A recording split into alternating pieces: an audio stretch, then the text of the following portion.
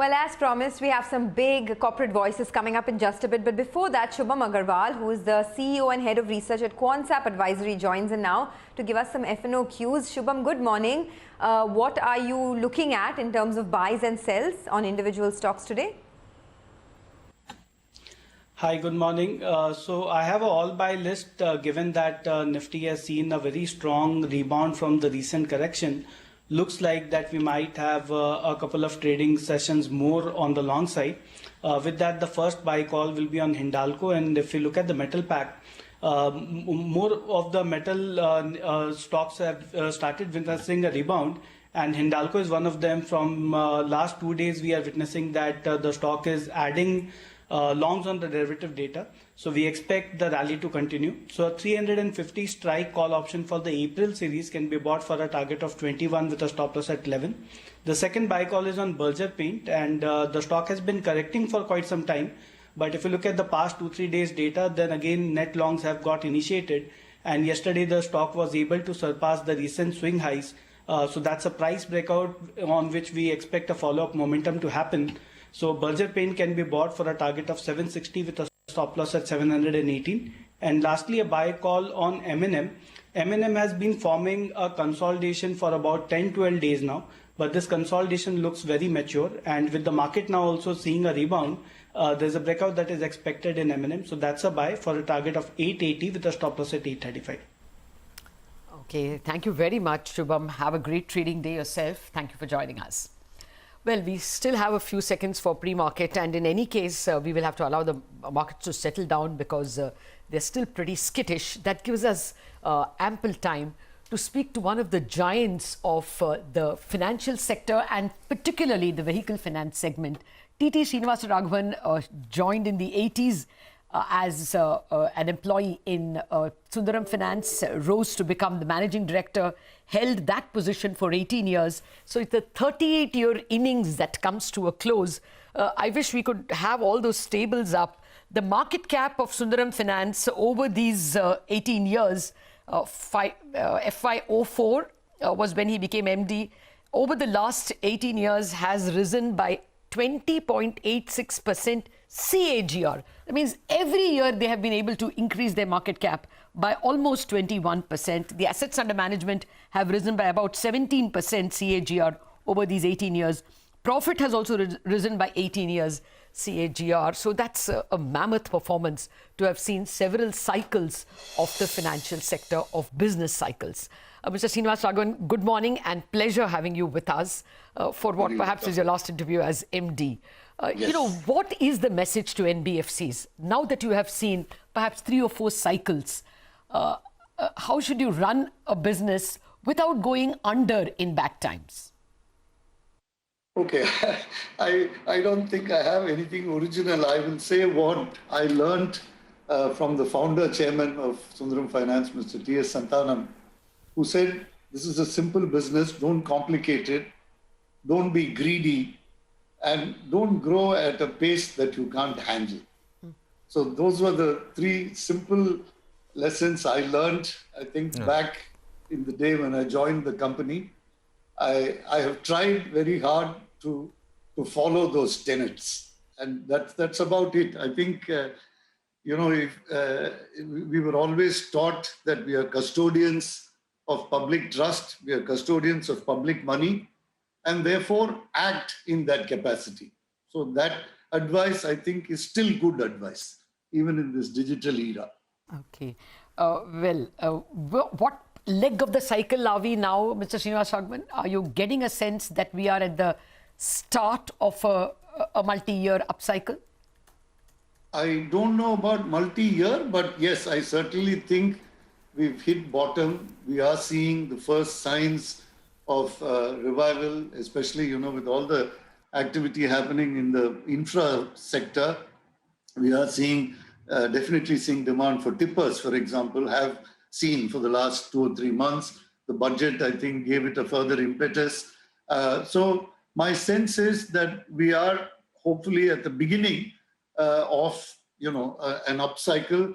Now, how quickly this cycle will move, and, you know, whether it's multi-year or not, I don't know, but I certainly do believe that better times lie ahead. Subject, of course, to this sudden second wave, which is a little bit scary, but hopefully we'll get on top of that. And if we do, I think FY22 should certainly bring a lot more cheer. Okay, FY22 should bring a lot more cheer. Mr. Raghavan, good morning. Morning, Sonia. You've had such an illustrious career path. So, I mean, it's been a pleasure speaking with you all these years, and we really hope and pray that your second innings, whatever it is, may be equally successful. But you. coming back to the growth part that you were talking about, you said FY22 will be a good year. Can you give us a little more anecdotal evidence on what is happening currently? Because we did see a couple of months ago that there was a pickup in tipper trucks, in trucks used for construction activity. Now with the rising cases, has there been any indication of a slowdown at all? Or this time around, do you think things are different? Well, as I said, if this spike is contained, which I hope will be the case, I think, we should continue on the upswing.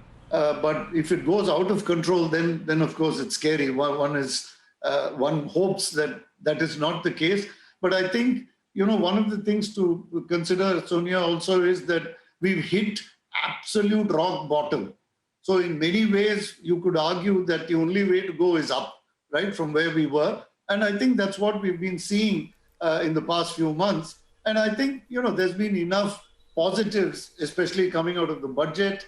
And, what we are hearing even anecdotally from our customers, steel has started doing well, cement is starting to pick up. So all of these things sort of speak to the infra story, right? And tippers and construction equipment, of course. So if you put all the pieces together, I believe there is room for optimism, though, as I've said myself earlier on your show, the real growth, I think, will start probably in the second half of FY22. But the early shoots, I think, are certainly visible. I pray that, a second wave doesn't kill the party.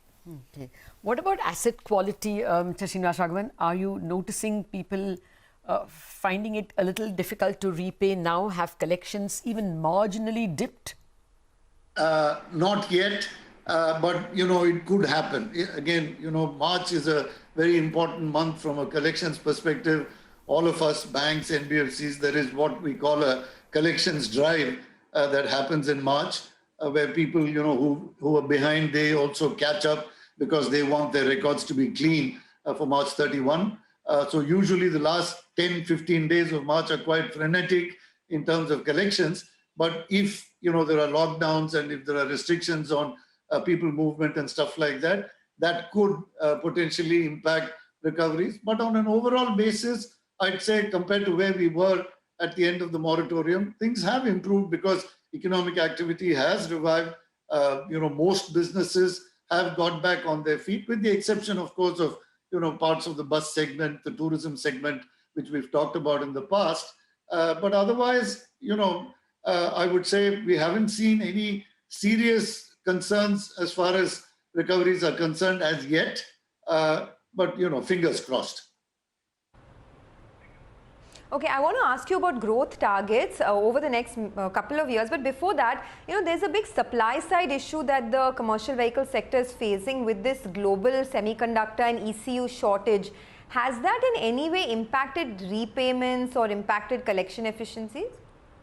No, I wouldn't sort of link those two. I mean, people obviously have problems with collections for a variety of other reasons, but I don't see this as feeding directly into that. Yeah, there is a supply side issue, but given that demand is still only moderate, it's not runaway demand. Therefore, that is not yet a major issue.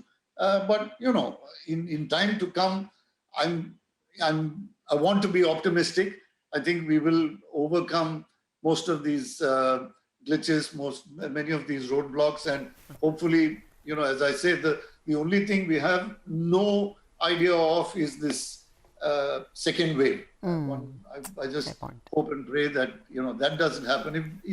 If we don't have a second wave, then I think we have every reason to believe that things can only get better. Because as I say, we have really hit rock bottom. We can only go up from here. Okay. Yes, you're right, sir. All of us, it is uncharted territory when it comes to COVID. Yes. The only hope is that, we have been there, done that. So hopefully we will tackle it better this time around. Mr. Srinivas Raghavan, a final question to you. And this is some news which we didn't put on the table all morning.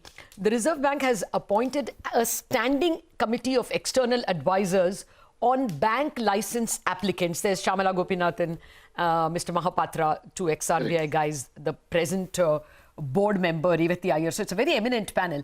Now, Yes. Your thoughts on this? Do you expect a lot of NBFCs to put their applications?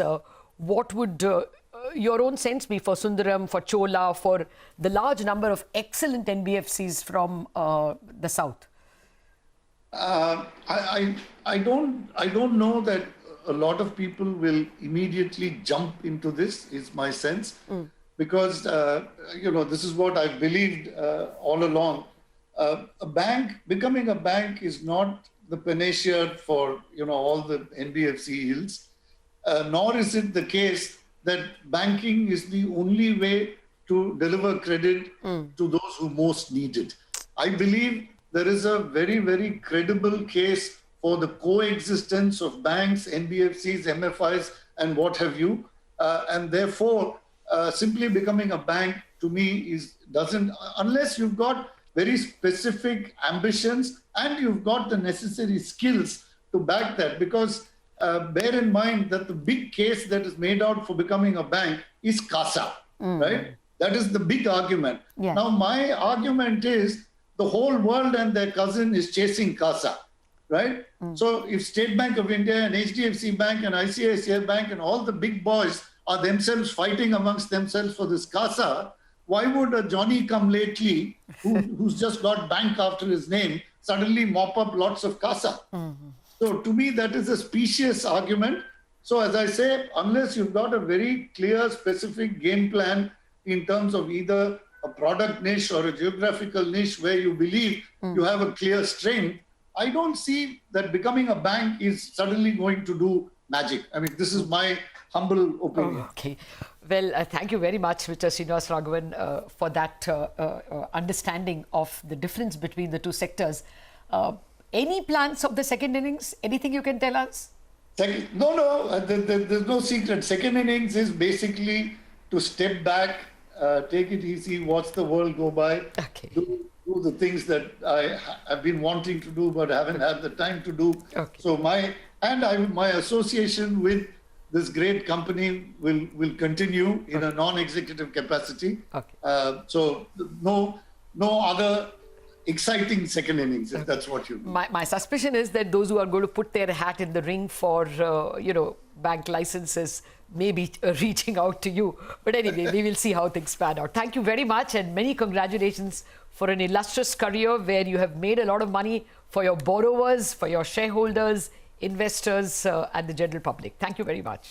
Thank you very much, Lata. It's always been a pleasure being on your show. God bless you. Okay. Thank you, sir. Well, that's a giant in the financial sector.